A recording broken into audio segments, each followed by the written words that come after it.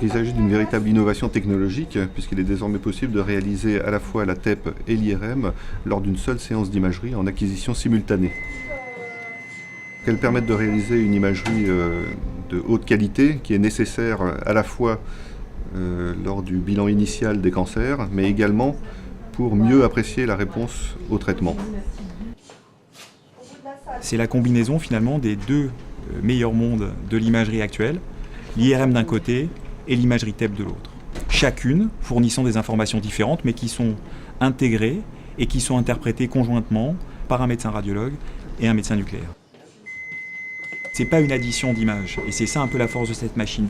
Ça fait maintenant plus de 20 ans qu'à Mondor, nous développons des techniques innovantes, à la fois en TEP d'un côté et aussi en IRM avec notamment des séquences particulières, l'IRM de diffusion.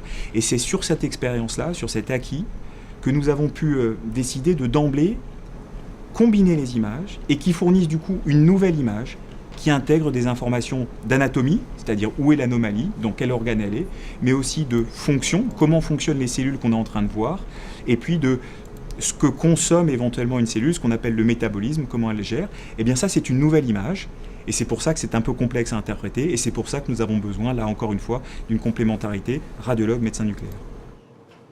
Dans le cadre du projet d'Henri Mondor, c'est essentiellement sur les indications de cancérologie.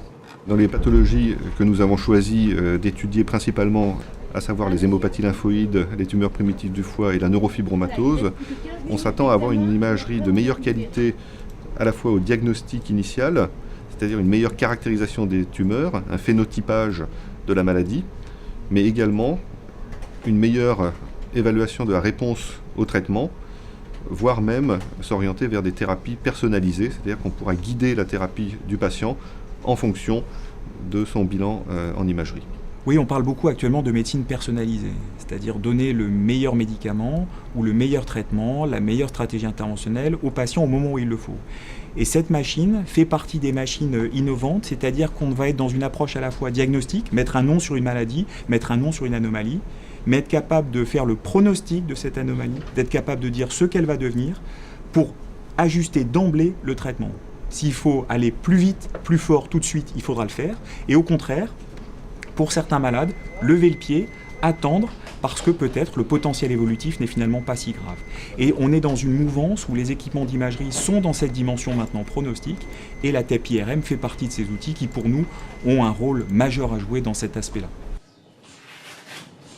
Ça va être un seul déplacement à l'hôpital, ça va être un gain de temps et donc une prise en charge thérapeutique plus rapide. Pour l'exemple du cancer du foie, c'est d'autant plus important de gagner du temps que le patient va être inscrit sur une liste d'attente de greffe hépatique. Donc plus il gagne de temps et plus il a une chance d'avoir un greffon rapidement. Mais d'abord, c'est de bénéficier d'un équipement qui n'existe quasiment pas en France et en Europe. Donc, la première opportunité pour les patients, c'est d'avoir la chance de bénéficier de cet équipement, d'avoir un parcours qui est simplifié et d'être sûr d'avoir le meilleur des deux techniques qui est combiné de façon très rapide avec les meilleurs spécialistes de l'imagerie derrière pour faire le meilleur diagnostic possible et le meilleur pronostic possible.